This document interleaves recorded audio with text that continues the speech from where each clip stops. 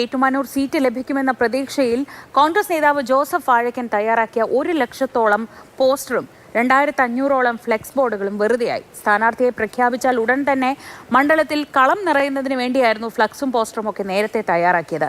വാഴക്കിന് 25 ലക്ഷത്തോളം രൂപയുടെ നഷ്ടമുണ്ടായിട്ടുണ്ട് എന്നാണ് പ്രാഥമിക കണക്ക്. ഏറ്റുമാനൂർ സീറ്റ് ജോസഫ് വാഴക്കൻ നേരത്തെ തന്നെ ഉറപ്പിച്ചതാണ്.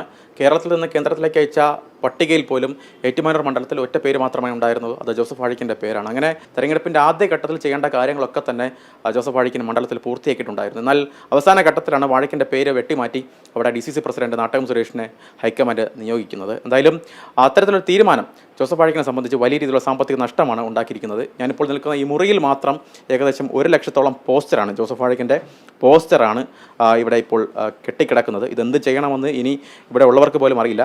ഇത് 1 ലക്ഷം പോസ്റ്റർ മാത്രമല്ല, 2500ഓളം ഫ്ലക്സ് ഉണ്ട്. ഇത് ഒരു തരത്തിലുള്ള പോസ്റ്റർ മാത്രമാണ് ഈ മുറിയിലുള്ളത്. ബാക്കി ഏകദേശം 2 ലക്ഷത്തോളം പോസ്റ്ററുകൾ ഇപ്പോഴും പ്രസ്സിൽ സൂക്ഷിച്ചിരിക്കുകയാണ്. കാരണം അവിടെ ഇത് വയ്ക്കാൻ സ്ഥലമില്ലാത്തത് കൊണ്ടാണ് നിലവിൽ ഇപ്പോൾ ഇങ്ങനെ ഒരു മുറിയിലേക്ക് മാറ്റിയിരിക്കുന്നത്. ഈ ചാക്കിലുള്ളത് കൊടിയാണ്.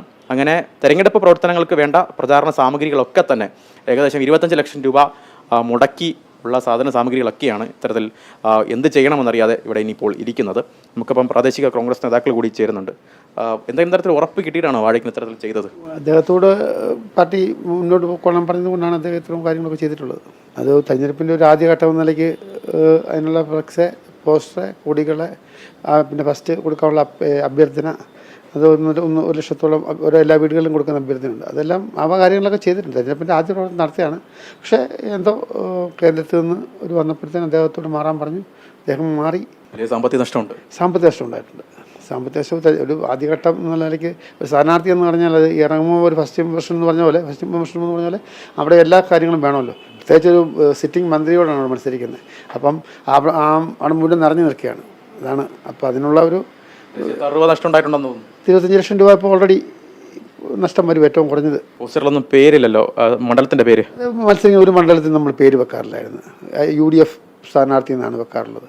കാരണം അങ്ങനെയാണ് മുൻകാലങ്ങളും ചെയ്തിട്ടുള്ളത്. ഫ്ലക്സ് ബോർഡ് നമ്മൾ മൊത്തം ഇപ്പോൾ കട്ട് ചെയ്തുകൊണ്ടിരിക്കുകയാണ്. ഇപ്പം ആളെ വെച്ച് കട്ട് ചെയ്ത് കളഞ്ഞുകൊണ്ടിരിക്കുകയാണ്. അതിൻ്റെ പട്ടികയുടെ വില തിരിച്ച് കിട്ടും.